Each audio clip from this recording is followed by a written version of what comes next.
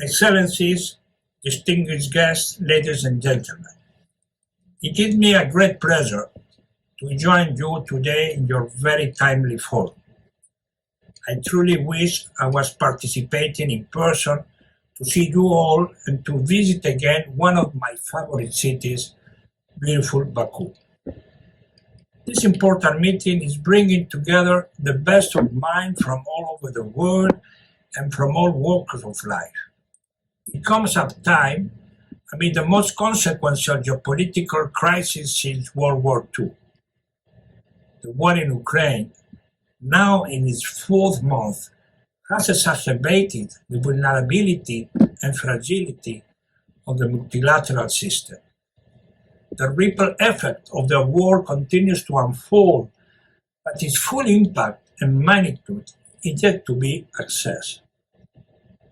As bad the situation is for the people in Ukraine and those who fled to neighboring countries and elsewhere seeking refuge and risking their unknown, the conflict consequences for regional and global peace and security is deeply troubling, especially as the world is struggling to recover from a global pandemic. The war has already displaced more than 50 million people, which constitute the fastest forced population movement since the Second World War. Beyond Ukraine's border, the war has caused serious damage to the global economy and finance. Significant increase of price food, energy, and basic material are causing consternation to the global population, particularly in developing countries, and will be manifested in an increase of geopolitical uncertainties. This grave situation, my friends, calls for an urgent action to end the hostilities, listen to the voice of reason, and silence the guns, now so as to start a meaningful dialogue and effective negotiation. The only way to stop war is to create a space for dialogue and to find a pathway for peace. Ladies and gentlemen, against this backdrop, the world as we know it is a turning point. A world crisis with its impending geopolitical implications that will go far beyond Europe, a climate disaster, a pandemic that is not over yet, and another conflict that continues to rage and worsen. A global peace, security, and human rights and development are the core pillar of the United Nations.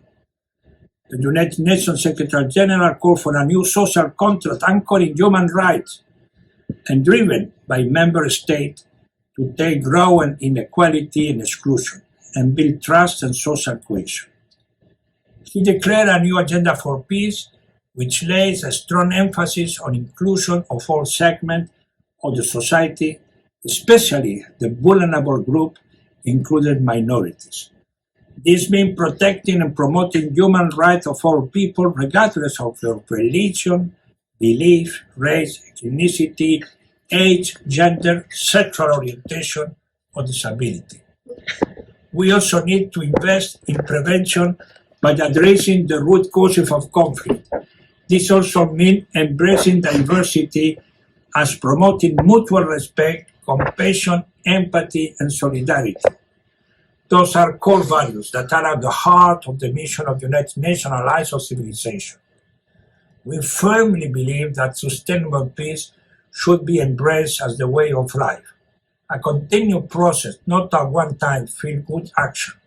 Our culture of peace should be nurtured through strengthening mutual respect and protecting the dignity of all members of the society, regardless of their race, religion, belief, or gender. Concluding, I wish to applaud the Islamic Anjab International Center for the valuable work which contribute to the promotion of dialogue and building bridges of understanding between people and culture. I also wish to salute the Board of Trustees of the Center for dedication to the cause of peace. I look forward to further strengthening our partnership. I thank you and I wish you fruitful discussion. Thank you very much.